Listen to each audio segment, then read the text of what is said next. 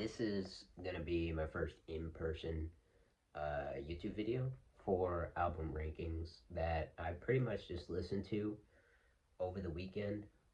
So I listened to a lot of albums, and I used to post them on TikTok and Instagram, just ranking them by order, by whatever I like. But I thought, why not just do a YouTube video? Because I've been listening to like a lot of music as of recently, so I just thought this is just the best way to get like, more monetization and maybe more people to get to my Instagram and YouTube and whatever. So let's start it out.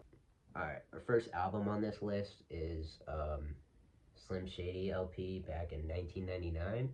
And I would say for Eminem's first project, I would say it's very well enveloped. I mean, I was enveloped with the album. I didn't feel like it was treating it too harshly. I mean, usually when it comes to Eminem's newer shit, it just feels like an old guy complaining. I know people say that a lot about him today. That's an awfully hot coffee pot. Like, get the fuck out of here.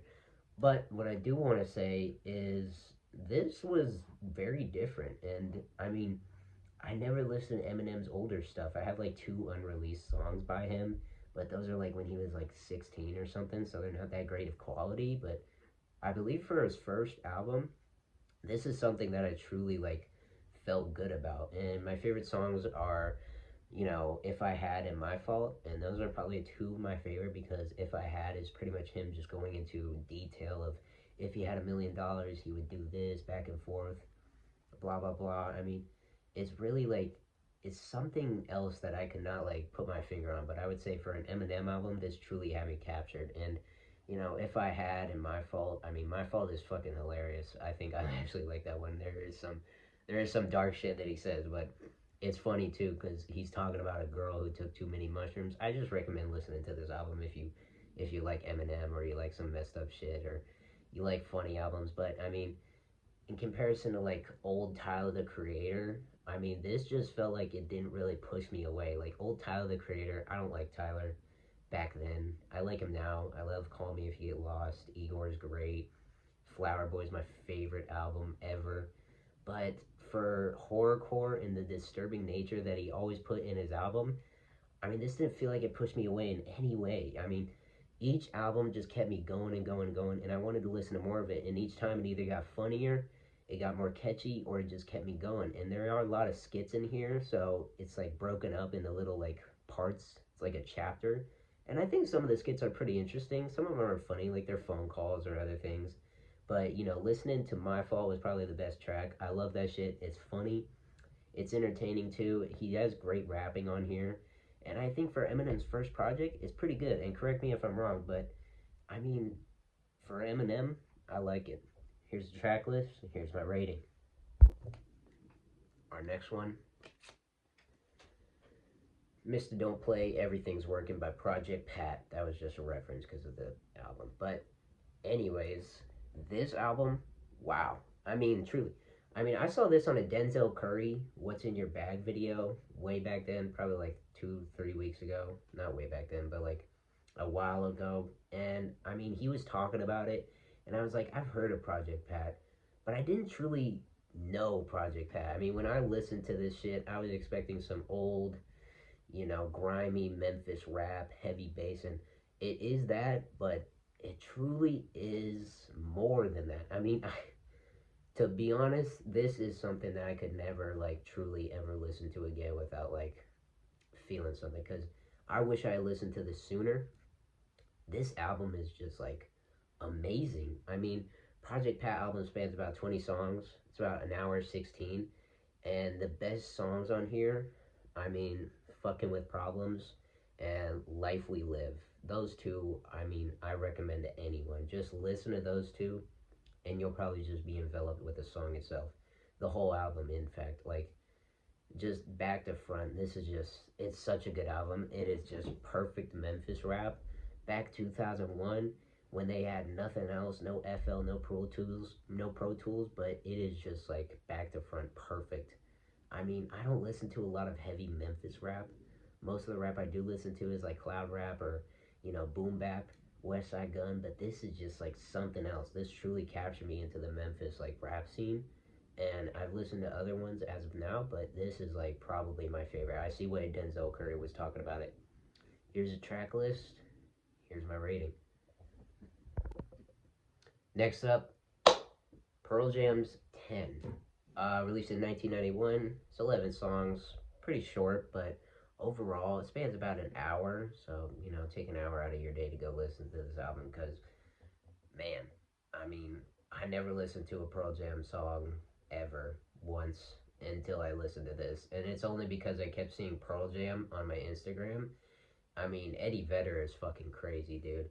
I see him climbing the rafters just to get a mic and shit, like on my Instagram, and I'm like, this dude's fucking crazy. And I know he's part of the grunge scene, so I was really more enveloped with the Soundgarden, Alice in Chains, fucking Nirvana. Everyone knows them, but I never truly, tried my luck with Pearl Jam. And I think I started out listening to Better Man. I listened to that song firstly, and then I jumped into 10 by Pearl Jam, and man, I mean, I know I never listened to them, but I'm probably gonna say it. Black and Jeremy are my favorite songs on there, and I know they're like their most popular songs on the album. But that is just like, I mean, the whole album is just like back to front, so smooth and so clean. Like I didn't even know it beforehand because I started watching videos after I listened to the album. But Eddie Vedder is a surfboarder before he became a rock star, kind of like Chino with Deftones. He was a skateboarder before he joined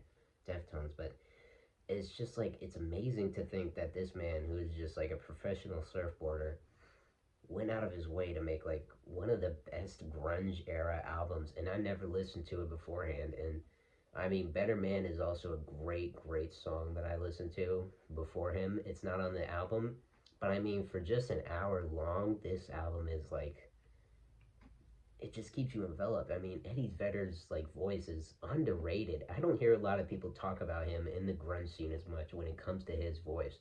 Lane Staley is a fucking savant when it comes to him singing. I mean, man in the box, he can hit the vocal points, but Eddie Vedder on Black, when he's singing at the ending part, and I'll know you'll be a beautiful star in somebody else's sky. I mean, that just, it truly captures me.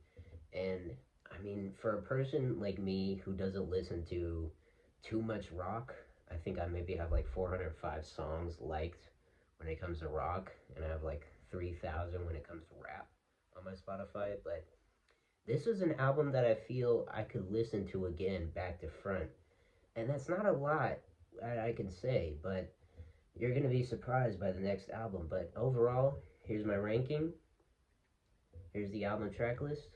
Let's move on to the next one. Anyways, like I said, what would be up next? Seether, Karma and Effect, released in 2005. Spans 14 songs, is about an hour long, and doesn't even feel like that one bit. Now, what I will say right off the bat is I was not at work when I listened to this album. In fact, I was chilling in my room, probably 12 a.m., and I was playing Need for Speed Most Wanted 2005. So I was really enveloped with the album. I mean, I felt like this album was speaking to me. So I might go a bit crazy when it comes to this album, but truly, I'm not a crazy man when it comes to rock music. I mean, I don't listen to heavy metal. I don't really listen to crazy amounts of rock. I mean, I like my grunge, I like my new metal, but man, I don't even like, this album is good. Like, this is good. This is head banging rock music. I mean, Karma and Effect released in 2005. Like, it's almost a decade old, but it doesn't even feel like that. Each song just kept me like on my toes. Even though I was laying down, I felt like I wanted to start doing jumping jacks and push ups. I felt like I was doing meth. It was so good. Burrito's my favorite track. I would say Remedy, I have on repeat, and Truth. Those are my two, I would say three favorite tracks of all. What I will say is the very last track on the album sucks. I don't know what Seether was doing when they made the last one, maybe in a joking manner, but outro, it's not good. I don't know what they were doing. Maybe it was just a joking manner, but it's, if you listen to it yourself and you listen to the whole album all the way through and then you get to that last part, you'll see what I mean. But overall, I mean, for a rock album that was released in 2005, it feels like it aged really, really well. I mean, like I said, I don't listen to a lot of rock, and Pearl Jam, it is grunge, like I was talking about in the last part, but it doesn't feel like it. Like grunge music, I always recognize for Nirvana, Soundgarden, Alice in Chains, screaming, heavy vocals, talking about that. But when it comes to this one, Seether, this feels like it's heavy metal, screaming, heavy rock, and Pearl Jam just doesn't really add up when it comes to grunge. I know I'm gonna get a lot of slack for this, and I do apologize. If you want to argue, go in the comments, yell at me, whatever.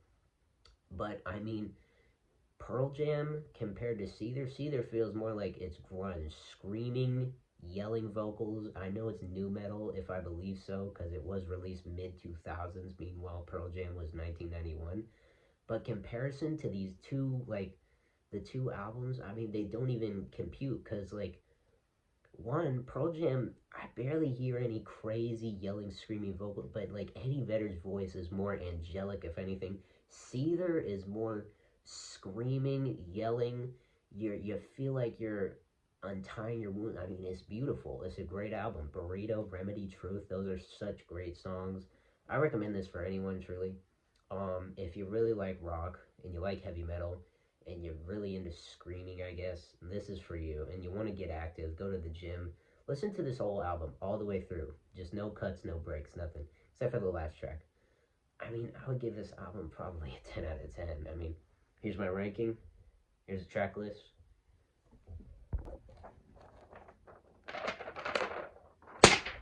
Next up, The Division Bell by Pink Floyd, released in 1994, spans 11 songs, and is about an hour and 6 minutes. Overall, I mean, I know Pink Floyd. Everyone should know Pink Floyd. If you don't, where have you been? Under a rock?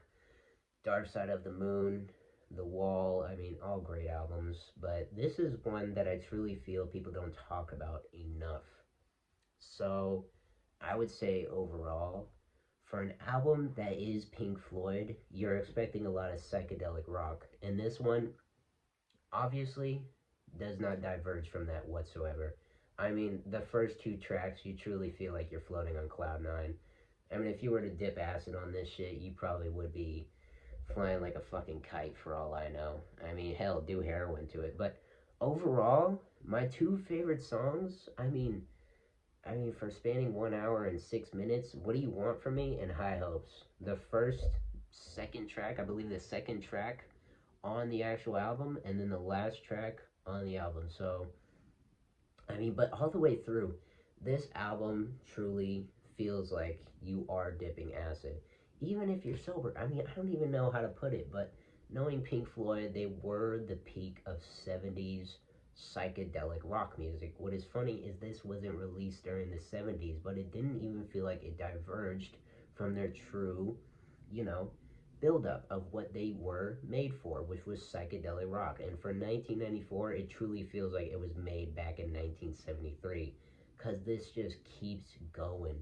Each beat, you got Roger Waters playing the goddamn guitar, ripping that shit, and he is just going crazy. I mean, the second song, What Do You Want From Me, you gotta hear the guitar part.